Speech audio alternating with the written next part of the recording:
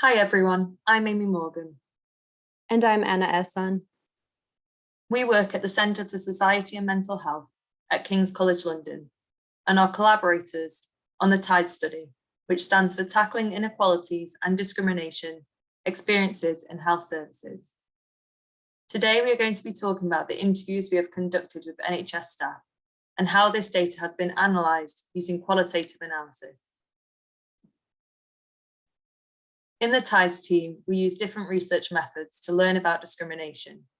For example, we use surveys, one-to-one interviews, focus groups, and even virtual reality programs. In this talk, we will focus on our interview studies. We will go over what they are, how we collect information, and how we analyse this data. If you would like to know more about the TIDES study and the different methods we use, please visit our website at tidestudy.com. One of the research methods we use is to conduct semi-structured interviews with some of our survey respondents.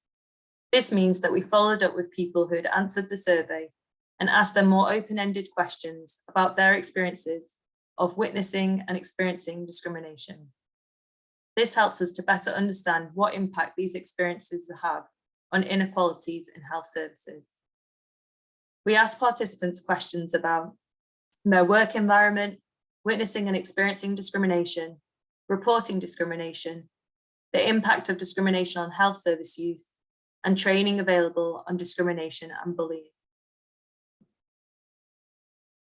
Once we have the data, we assign participants an ID to make sure everything is anonymous and stays confidential. Then we audio record the interview and transcribe it word for word to help us better see the data. In this process, we make sure anything that could identify a person is removed.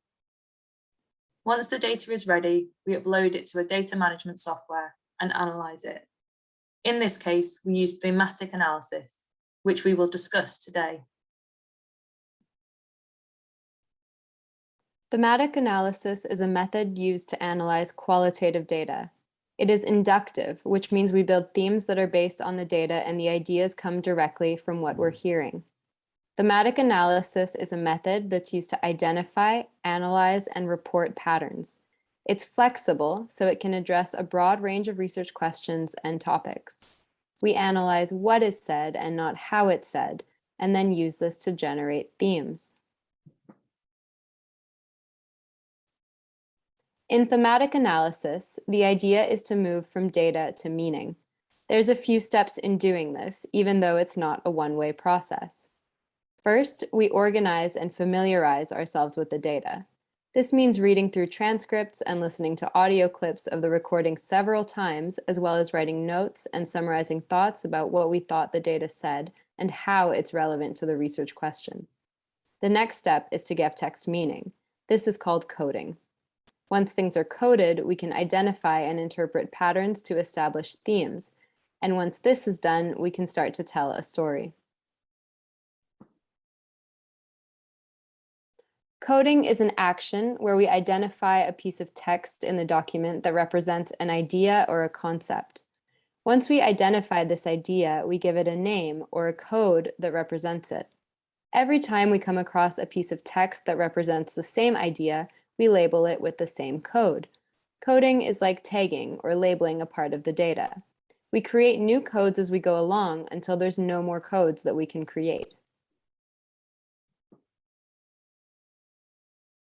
Here is an example of coding to give you a better idea of what we mean. In this case, the interviewer has asked, "Why do you think they come to you with these issues?" The respondent replies that a lot of patients don't have a good social network. In the first part of this paragraph, we can put this code of poor social network because patients don't have one. The second part says that a lot of families are isolated and break down in terms of extended family. This has been coded family breakdown.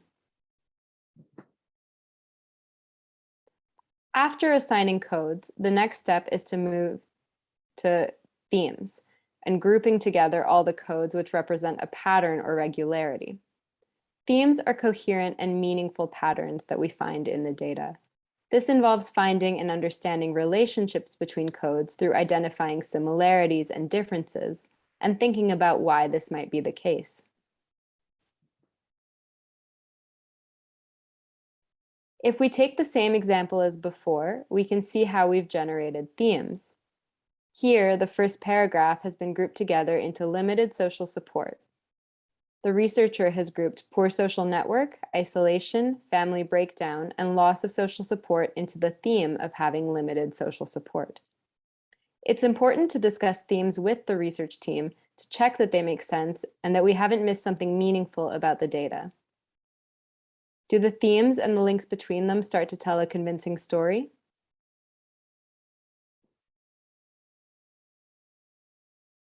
When we're doing thematic analysis, how we interpret and tell the story is really important. So once we check the themes, we consider the relationships between what we've established. This involves thinking about what links all the themes together. Do they form an order? For example, are there themes and certain sub-themes? Is there another explanation or interpretation that could explain what's going on? Are the themes time-dependent or context-dependent? So are they specific to the situation at hand, or can we generalize them to other situations?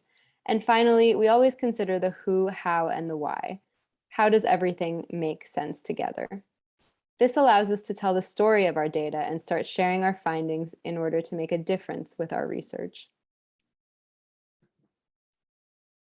If you'd like to learn more about how to analyze interview data or about any other research methods, at the Centre for Society and Mental Health, we have created a free online course that teaches research methods to peer and community researchers. To register for this course, please visit the website shown here or click the link in the description. Thank you so much for listening. If you'd like to know more about our research, please check out our website or follow us on Twitter.